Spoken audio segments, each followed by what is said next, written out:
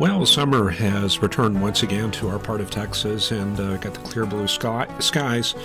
Well, I wouldn't say clear, a little bit of cumulus out there, but this is definitely on the low side as far as clouds and weather.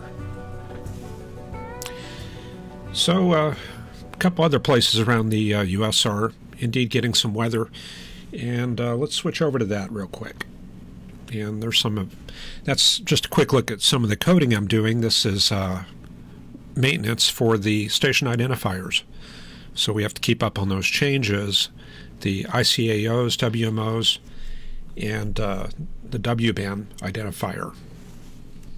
And that's how we locate weather stations around the world, and that's the table I've got for that. And this covers a little bit of Australia right there.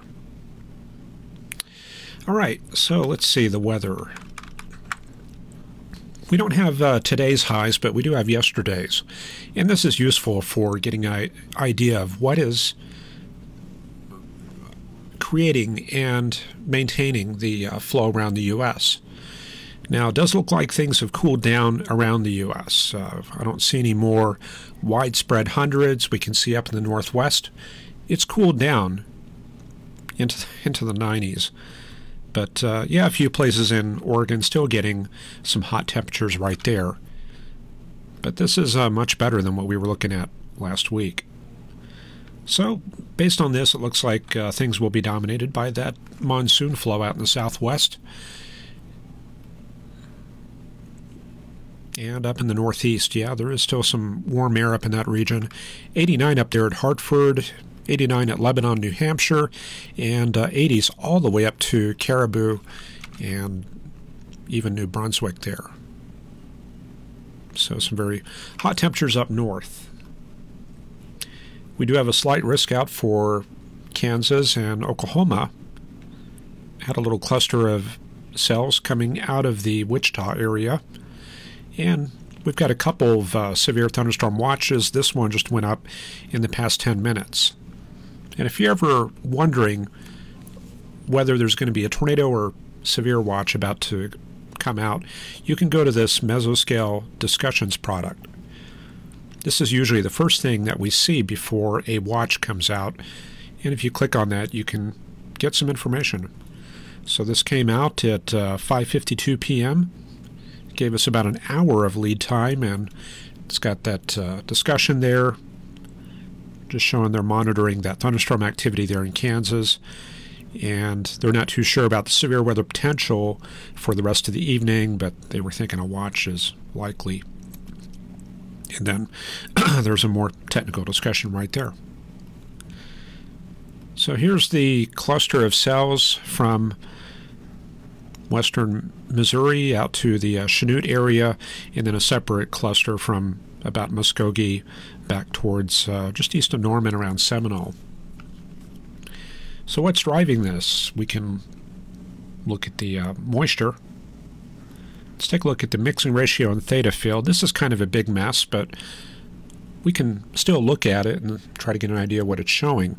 Now the red is potential temperature. That's basically the temperature reduced to sea level. And the green and yellow shading underneath, that's going to be the moisture. So what this is showing is a cold pool. If we look strictly at the red, cold pool right there over Oklahoma. So we can kind of trace out where that meso-high is. This is a big dome of cold air. In fact, the meso-high is probably right in here. And probably another little bubble of cold air right there in northern Kansas. And as far as moisture, looks like a little bit of a moisture boundary. Let's see, right in here, that separates, you see this 20 right here in Arkansas. That's 20 grams per kilogram. That's some very rich moisture in that area right there. And that's separated from this 16 much drier air in Missouri. So what this is telling me is that probably the most likely area of thunderstorms is probably right there along the boundary and maybe a little bit into the tropical sector.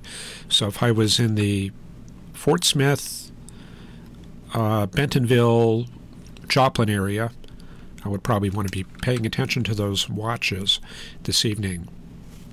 Now, another way we can look at the pattern is through the surface charts. So we'll start out with the synoptic chart here. This is showing that that moisture has pretty much centered itself on the boot heel of Missouri. That was kind of moving gradually northward over the past few days, and so we're finding it there in Missouri and another little wedge of it up there in Illinois. The centralized frontal analysis has this front from Kansas all the way up to Iowa, but let's actually look at the data in more detail and see if we can resolve that a little bit better. So there's the plots.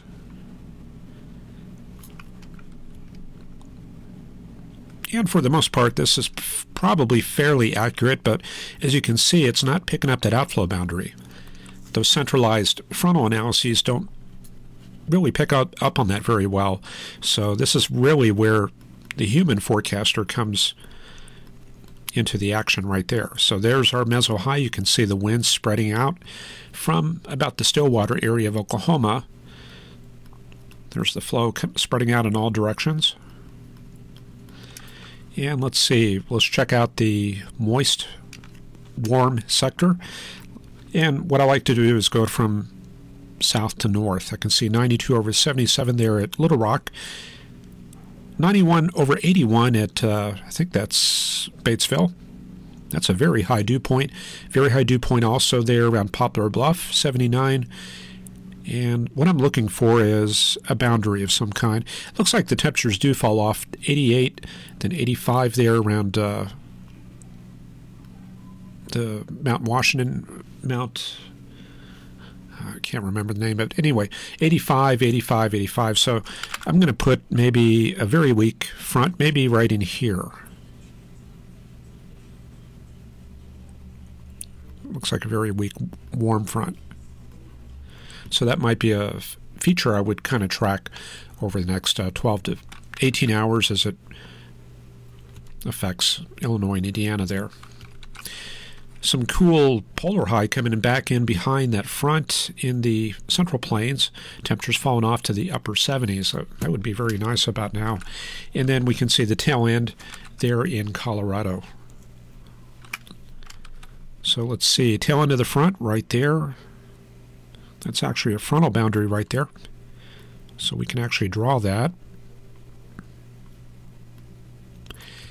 And we can see that the moisture is a little bit on the weak side, mid-40s dew points there in Colorado. So that with the subtropical ridge very close by means kind of a dry pattern there in Colorado. There's the upper level chart. Well, there it was. Let's try that one more time.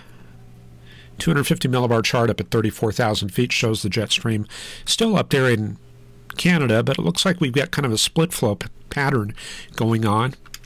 So the northern polar front jet running something like that, and then the southern one, this is kind of new. Set up about like that right there. So two separate jets, and the jet axis appears to be right there and off the New England coast right there. So within those jet cores, about 55 to 60 knots and about 60 to 70 there off of New York. So that could be significant for Illinois. If they're expecting storms later on, you might watch the approach of that jet stream, as that would help increase the shear available to any storms developing in that area. Also the subtropical ridge, let's see where that is centered. You can pick that out very well. See that flow right there, kind of anticyclonic like that, and that puts the subtropical high just south of the Douglas, Arizona area. And that's typically about where we find the hottest temperatures underneath that subtropical high. On sometimes during the summer we'll see that edge into Texas or New Mexico, and that usually brings with it an increase in the temperature. And that's when we see 100-degree days. But that's pretty well parked well to the south, and what that means is kind of a moderate temperature regime further to the north in this area here. Then we'll go to the 500 millibar chart and look for consistency. Sometimes it's a little bit different there. And this is up at 18,000 feet. Try that one more time. And let's see, where's that? Let's just kind of trace the flow there. Yeah, it is a little bit different. See what's going on here. Arizona, where that high pressure was, now we've got kind of a southerly flow. So let me finish sketching that out. And that loops around off the Texas coast, and that suggests the subtropical high at 500 millibars centered over San Antonio.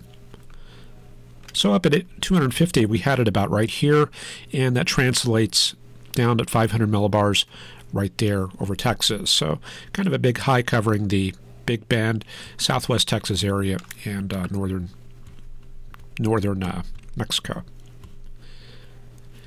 All right, another way to look at the pattern is with thickness. All right, so here's the thickness chart. This is showing the isobars in black, and then the red and blue, those are going to be thickness, which is kind of like an average of the temperature in the lowest 3 miles of the atmosphere. So this is kind of a proxy for isotherms. Isotherms are good, but that just gives you data at one level. And we prefer to look at kind of a deep layer to kind of see what's going on instead of just taking a single cross-section. So thickness is definitely preferred. And let's see, let's draw this out. Frontal system right there in Ontario, and that extends northwest or northeast into Quebec as a occluded front. And then we see kind of a thickness gradient up there in northern Alberta. That's probably, yeah, that's definitely a front up there around Fort Nelson and north of Edmonton. And off into the Pacific there, that's an area of potential frontal development there. And then further south, we can see the Bermuda High covering a huge area of the eastern coast in southeast U.S. This is all the Bermuda High, all the way to Texas. Kind of extends westward as a ridge, just like that right there. And then off the west coast, this is a Pacific High. It's kind of semi-permanent. It's caused largely due to the cold current coming southward from Alaska. Very cool waters there, helping to produce that high, and that covers that entire area. And then another region is the southwestern U.S. right in here. We've got kind of a semi-permanent low there in the low levels. So that's the southwest low. And the flow from the Bermuda High and Mexico north into that low helps produce the monsoon. Now another way we can look at that is with sea level pressure. In fact, let me show you another chart. Yeah, right here. This is typically what we see in July, and you can see the Bermuda High out there in the Atlantic. There's the Pacific High off the west coast, and there's that thermal low that we were talking about, and we can see all three of those right now. So this is pretty similar to what we have going on. And if we zoom in, this is that's another look at the same thing. You can see the Bermuda High extending into the eastern U.S. right there. There's the southwest low, and there's the very strong Pacific High right there. So in California and Oregon, we tend to see northwesterly or westerly flow. When there's very hot conditions in Arizona and Nevada, that can strengthen that pressure gradient from the Pacific into the interior. And we can see very strong gusty winds coming into California when that happens. And also, again, the flow into that low, that's the southwest monsoon right there. And this chart comes from an interesting book that I found just 30 minutes ago on here on this, let's see, David Birch navigation blog. I guess he had a book there called the Mariner's Pressure Atlas. That looks pretty interesting there. So I think that last chart, I think, was taken out of that atlas right there. So that looks like something interesting possibly to pick up there. Okay, so let's see. Let's keep things going. We'll keep tabs there on the precipitable water. And looks like a lot of that has ended up in Missouri and Arkansas, Mississippi right there. So that's the highest 1.5 to 2 inch precipitable water. And Texas is getting a little bit of a drying trend from some of the, I'm not sure, I think some of that air in Texas probably has kind of an interior source, probably from the east coast of Mexico. Looks like that's picked up and moved northward, and also probably a little subsidence working on the air mass.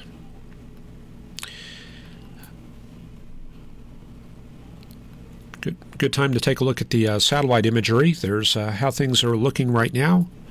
We'll animate that. And you can see a couple of lows right there. The most evident one there is in western Iowa, producing some storms just off to the east there.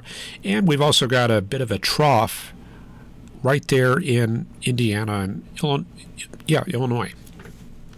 So we'll take a closer look at that in just a minute. Also up to the north, you can see a heck of a lot of smoke up there.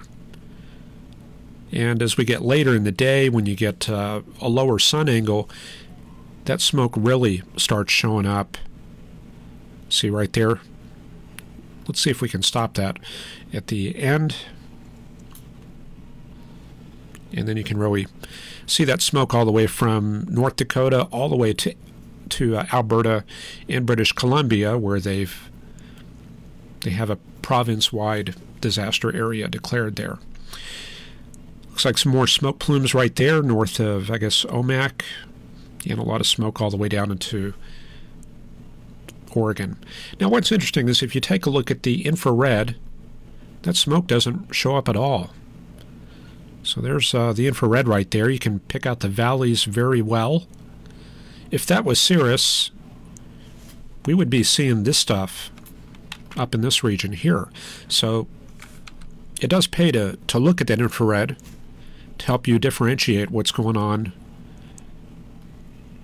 and make sure that that's not weather or something like that. So that's how things look on the infrared. There's the storms there in Kansas. And we'll take a closer look. Let's look at how Kansas looked earlier in the day. Okay, so there's Kansas. Wichita is located about right here. Topeka is up in this region, and Kansas City is up at the top right. So starting out, what kind of clouds do we have? That's a good thing to ask yourself as you go. Let me zoom out just a little bit here. There we go. It's a little bit better. So what kind of cloud types do we have? Well, this looks like convective debris. So if you looked up in the sky, you would see probably a lot of altocumulus and cirrus. In fact, right here, that looks like a little plume from convection maybe 6 or 7 hours ago. This also looks like a little bit of, that looks like a dynamically produced cirrus right there. And then underneath, some low cloud fields right there. There's another low cloud field, a little bit of cumulus. And that's got kind of a linear look, so that might kind of grab your attention there. Let's run that up a few hours. And we can see a cumulus field coming together in the Russell area. Go a little bit further. And we can see cloud streets coming together right there. But there's a very slight difference in the textures. And that can be pretty significant for a severe weather forecaster. See out here, the cumulus looks kind of vertical.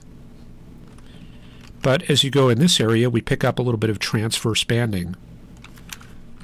See, there's the transverse bands right there. And they've got a slightly different orientation than the cloud streets. So that's going to indicate a possible front right through this area here. So those are some of the clues you can look for. And yeah, there's some more transverse bands right there. That's probably another boundary right there. So there's a lot of information in these satellite images. And we'll go up to, I guess, 3 p.m. or so, 4 or 5. Okay, that eastern boundary fires right there. You can see the storms going up around Emporia, all the way down to about El Dorado, Kansas,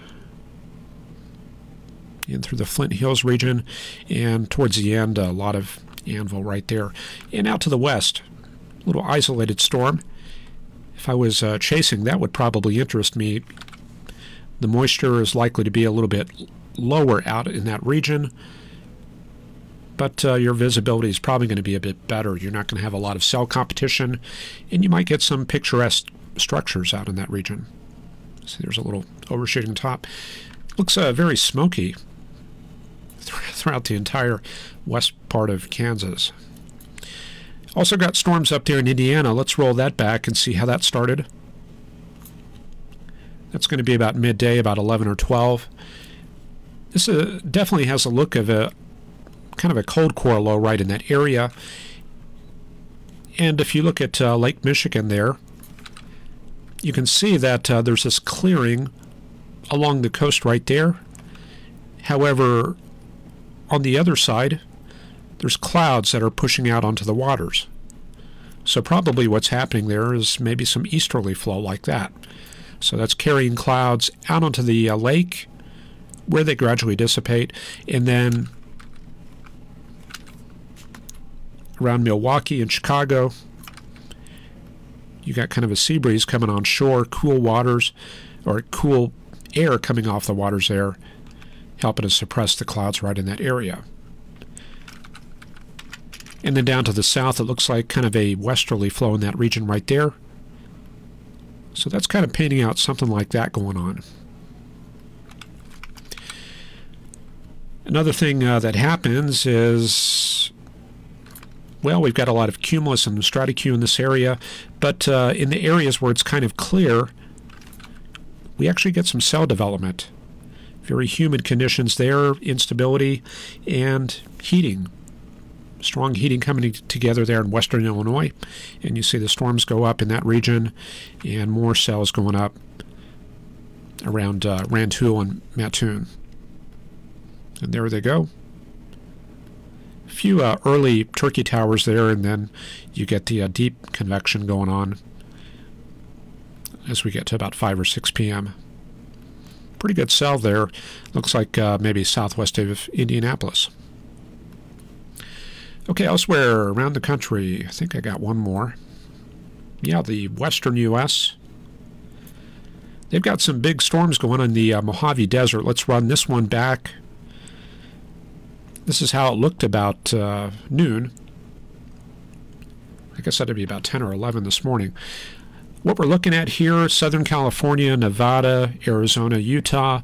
Las Vegas is located right about there. Here's Los Angeles, and this is the Sierra Nevadas. You see that white right there? That's Mount Charleston, and then we have the Sheep Mountains north of Vegas. And this is all the Mojave Desert. In fact, Death Valley right there. Okay, so starting out, not a whole lot going on, but there are some cumulus clouds forming on the mountains right there. Okay, we run that forward. Some big towers going up on the mountains. And then we get some good anvils going. Let's see where Area 51 is. Let's run that back a little bit. Let's see, Area 51. Yeah, they're going to be right up in here. So we'll see if those guys got any storms. Probably have to delay the UFO testing while that goes on. Anyway, yeah, there's the cells going up, and looks like a little bit of an outflow boundary kicking out from the stuff southwest of Vegas. And let's just animate this, and you can see that the cells, they tend to lock onto the mountains, and eventually they move out into the valleys. So you can see those anvils going out, and the cumulus clouds, or the CBs, they just kind of sit in one place, like right here. So that kind of shows you the orographic nature of these cells. So that's some rare precipitation there in the deep deserts. Probably much needed in that area.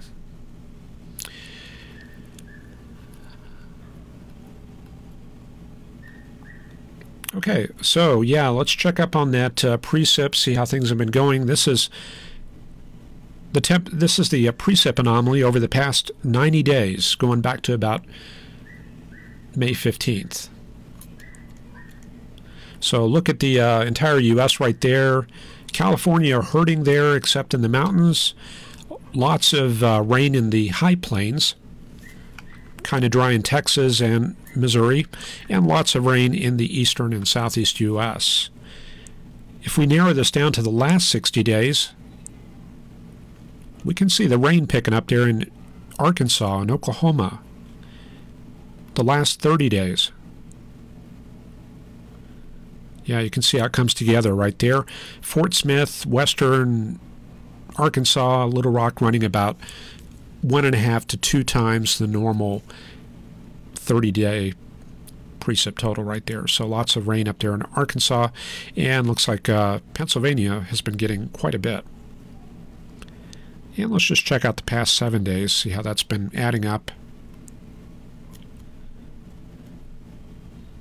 Yep, lots of rain there in Texas with that last system, that last surge of moisture, and looks like out in the eastern U.S. it's pretty much hit or miss. Some areas running hot, dry, and others moist. All right, let me check in on chat, see how things are faring in there. Got Fun with Tech here, Burl H. and Ryan Toomey's. Erica Baker up there in those storms in Coffeyville. Brief spin up of a gustnado, moderate damage. Yeah, let's see if we can take a look at... let me see if I can bring up some radar here. I think we're going to have to pull up maybe Springfield.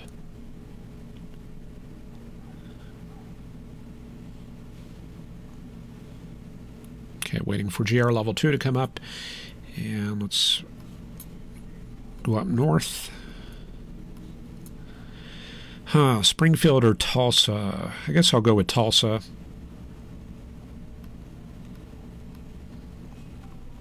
And let's start the data.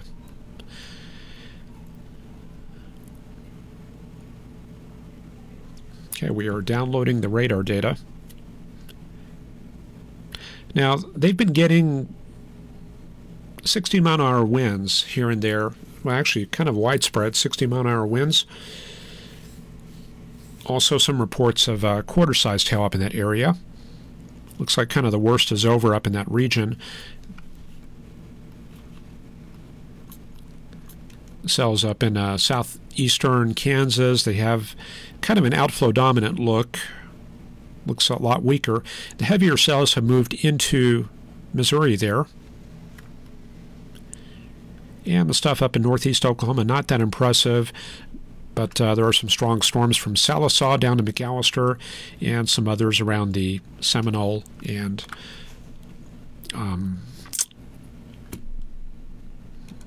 Tecumseh. Yeah, Seminole and Tecumseh area.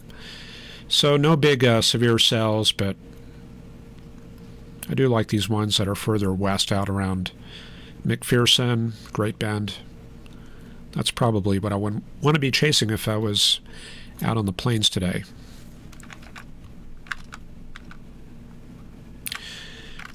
Okay, so yeah, finishing up chat, Shirley Keast, Dodge Ver, hello, and Ryan Toomey, sunny and hot. High 90s, dusty skies from the Sahara dust. Shirley Keast reporting 73 and partly cloudy in the UP of Michigan. Willie Greenway checking in from Georgia. Mike Estwick, cloudy Arvada, Colorado. A lot of wildfire smoke. Trent Tubiszewski, 8/10 on that cloud ID test. Yeah, we did that, I think, back on Tuesday. Cloud identification certificate. Yes, indeed. WXWNY53 joining from Western New York. And very good. So let's move on to the forecast.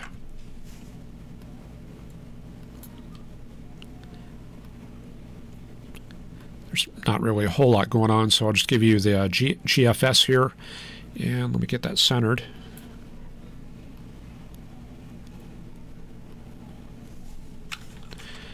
Okay, so looks like overnight that MCS area of that cluster of storms in Oklahoma and Kansas, that should shift into southern Missouri tonight.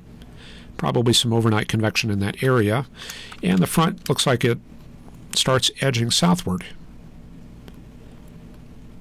So there's the location of that front.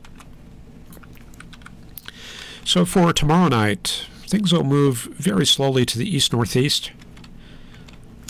For tomorrow evening,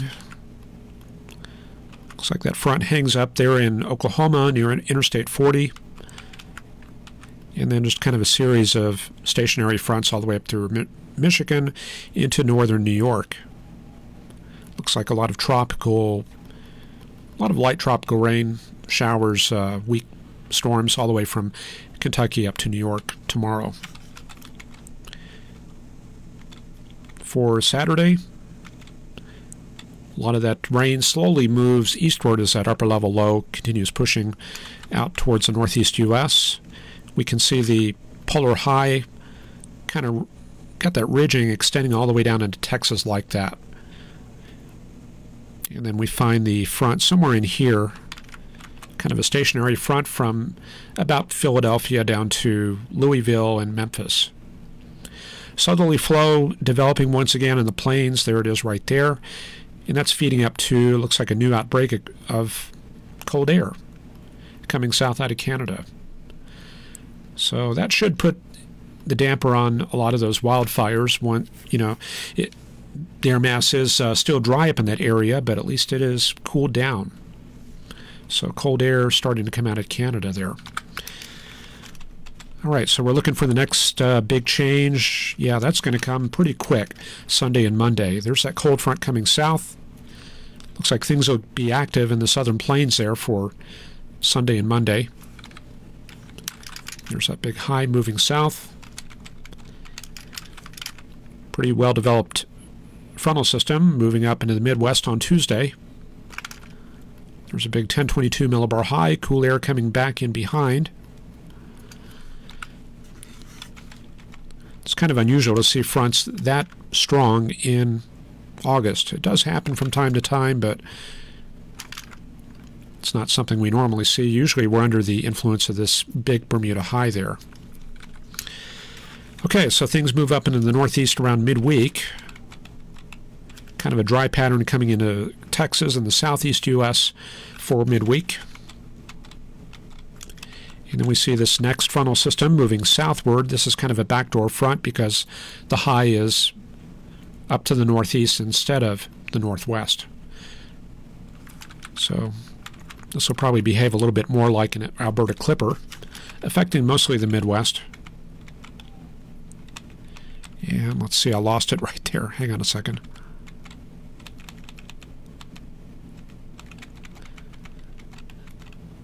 Yeah, that looks like some very strong frontalysis up in that region.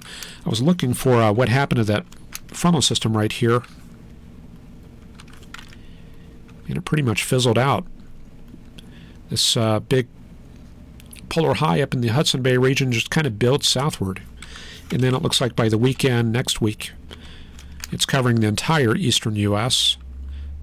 So it kind of has the appearance of a Bermuda high,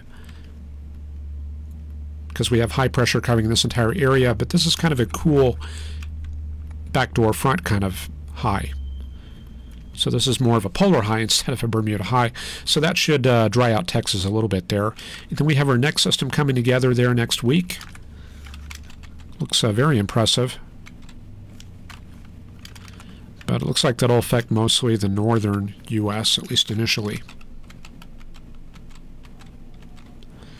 So there will be effects 29th, 30th up there in the northern plains. Not much for Texas and Oklahoma, Louisiana, Arkansas. And then here comes round 3 coming in for September 1st.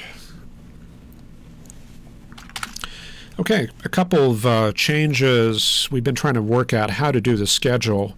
And let me just pull up a calendar here. We're not going to be able to do the webcast 7 days a week, and what we've decided to do is something like this. We're thinking of doing the show on Sunday, Tuesday, and Thursday. That doesn't mean we're not going to do the show on Monday, Wednesday, Friday, and Saturday, but if there happens to be any significant weather, yeah, we'll certainly do the show on those days. So what I'm saying here is we're going to try to commit here to Sunday, Tuesday, and Thursday, and then we'll just see how things go on the other days. If we have any, very active weather, we'll start a show then. And if the schedule happens to work out, we can still do a show anyway on those gray days there. So that's probably about the best I can do right now. I've got to keep a good balance between, family and my other projects and that kind of thing. But we will try to keep doing the videos for the time being. And so we'll be back on Sunday.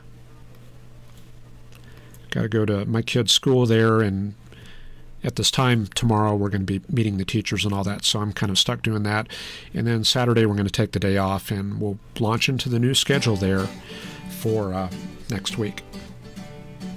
All right, so I hope you learned something useful, and keep in mind you can always contribute. If you find something useful, yeah, please definitely consider that. Anyway, take care, and we will see you on Sunday. Bye-bye.